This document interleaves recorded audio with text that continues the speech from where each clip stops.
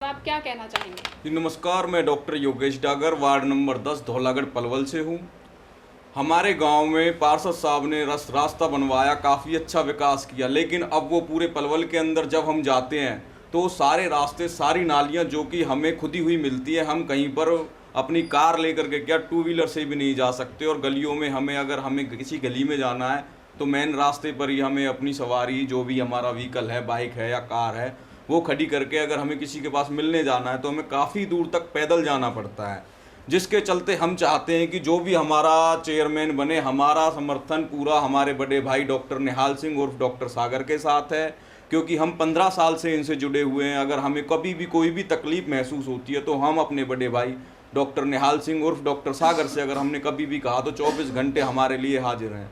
तो मैं यही कहना चाहता हूँ, अगर पलवल का विकास कराना है, पक्की नालियाँ, पक्की सड़कें और 24 घंटे लाइट अगर हमें चाहिए, तो हमें अब की बार सरकार नहीं, अपने भाई को सरकार में बिठाना है, अपने भाई डॉक्टर सागर को चेयरमैन बनाना है। अब की बार हमारी खुद की सरकार डॉक्टर निहाल सिंह उर्फ डॉक्टर सागर के साथ। धन्यवाद। मैं छत्तीस बिरादरी से अनुरोध करता हूं कि अब की बार मेरा सहयोग करें, जितना हो सके पूरी मदद करें।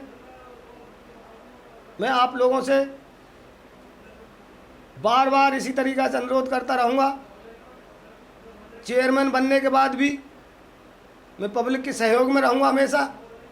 आधी रात के लिए पब्लिक ये कहेगी क्या डॉक्टर साहब यहाँ पर आ जाओ, मैं वहीं पहुँचूँगा।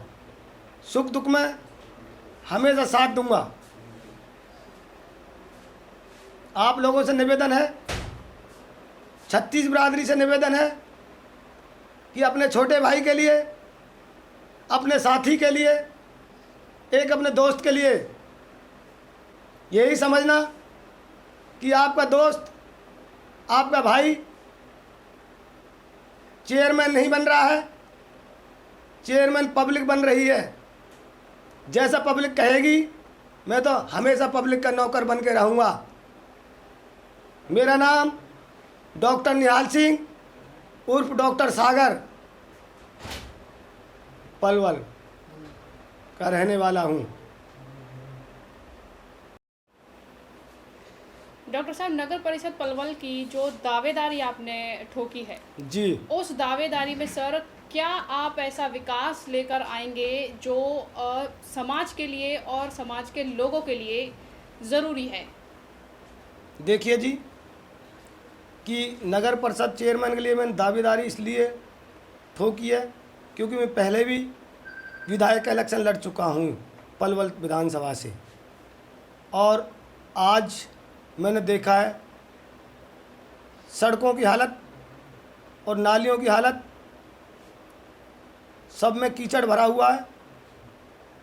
और जहाँ मैं रहता हूँ वो रोड तो बिल्कुल इतना खचड़ा हुआ पड़ा है जिसमें बच्चे तो क्या, बुजुर्ग और जवान भी निकल सकते हैं। तो सर इसी के चलते जो है आपको युवाओं का कितना साथ मिल रहा है सर? युवाओं का 100 में 100% साथ है, बुजुर्गों का, युवाओं का और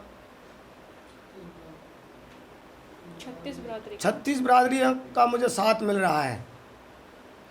तो सर ये जो जनरल में सीट नहीं आई है जी, इसका जो जनरल उम्मीदवार थे वो दर्जन भर से ज़्यादा उम्मीदवार थे जी, सर। आपको ये था कि जनरल में सीट आने के बाद भी चुनाव में लड़ूंगा? जी, मुझे इस बात से कोई मतलब नहीं है, सीट जनरल हो या रिजर्वेशन हो, फिर भी मैं तैयारी करता नगर परिषद चेयरमैन के लिए।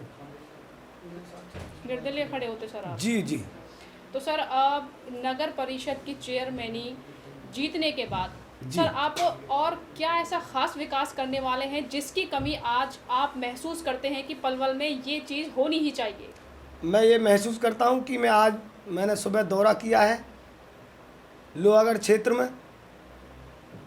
एक टू व्हीलर से गया था मोटरसाइकिल से, वो मोटरसाइकिल भी वहाँ से नहीं निकल पा रही थी, तो लोगों ने उस मोटरसाइकिल को धक्का देकर निकलवाया कि कहा डॉक्टर साहब ये तो पहले तो हमारे यहाँ विधायक जीतने से पहले 4-4 बार घूमते थे, और विधायक बनने के बाद आज तक भी कोई यहाँ नहीं आया है और ना ही कोई सुनाई हो रही है।